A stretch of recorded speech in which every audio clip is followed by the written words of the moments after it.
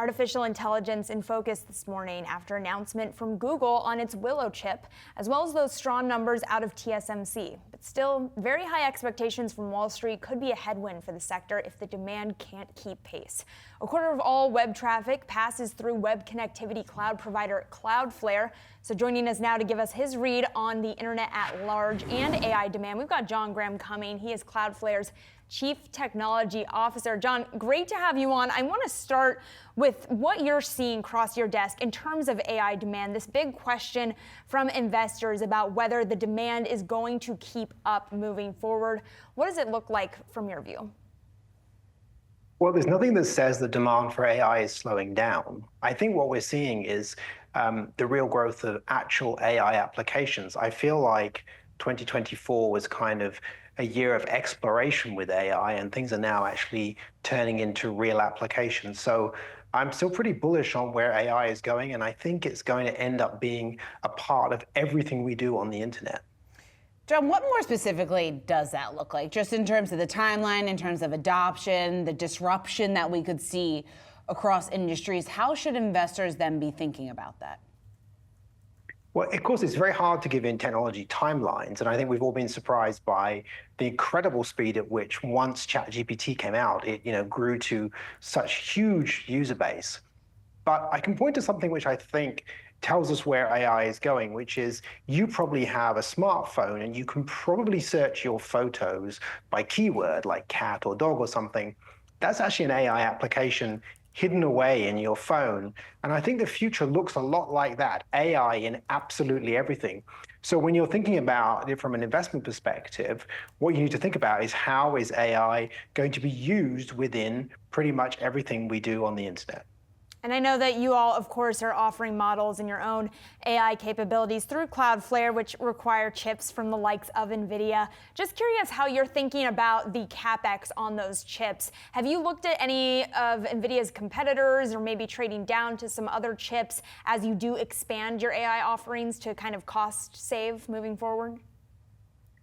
Well, I think one of the things that Cloudflare has historically done very well, if you think about the CPU market, is not really worry about the CPUs that we're using from an end user perspective. We're very good at managing different types of CPUs, different generations of hardware. And the same thing will be true in GPUs. And so today, obviously, Nvidia really is absolutely by far the market leader, but we continue to look at other chip manufacturers, other chips that are out there. And I fully expect over the next few years that within the Cloudflare network, there will be a variety of different providers for a variety of different types of models. But all of that will be entirely transparent to an end user who will just say, I need this model to run fast on your network. Please make it happen. What does that maybe, if we want to extrapolate that just a bit, what does that tell us then about NVIDIA's position within the market then in the years to come? Well, what I can say right now is that Nvidia clearly, and everyone can see it, is absolutely the market leader, and I don't expect them to slow down whatsoever. I just think from our perspective, we will end up inevitably with one or two, maybe three different chip providers, depending on the types of models. And when you think of it in terms of everything getting a bit of AI, then I think there's an all boats rise kind of scenario here where there's going to be a lot of chips for a lot of different use cases, and there's going to be a lot of AI out there. So I think there's going to be a lot more demand.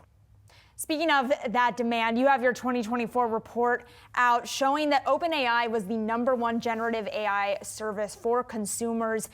Talk to me about the longevity of that foothold in that #1 spot. Given that OpenAI kind of had the first mover advantage, how long do you think they're going to be able to hold on to that top spot? Well, that's a great question. And I'm very, very bad at predicting things, so it's hard for me to say that. But I mean, clearly, you're seeing right now, OpenAI announced their sort of 12 days of Christmas thing, didn't they? Where they're going to announce a number of things over the next few days. And they just announced Sora, which is their video model. And so I think they have a lot they can still be doing. What's clear, though, is there are many other types of applications. And so while you might have ChatGPT is a very general purpose provider, you do see other things such as GitHub Copilot helping you write code, or Character AI, where you have bots that you talk with, etc., are also part of this ecosystem. So it's not just all about ChatGPT being the one AI provider, but a variety of different types of AI out there.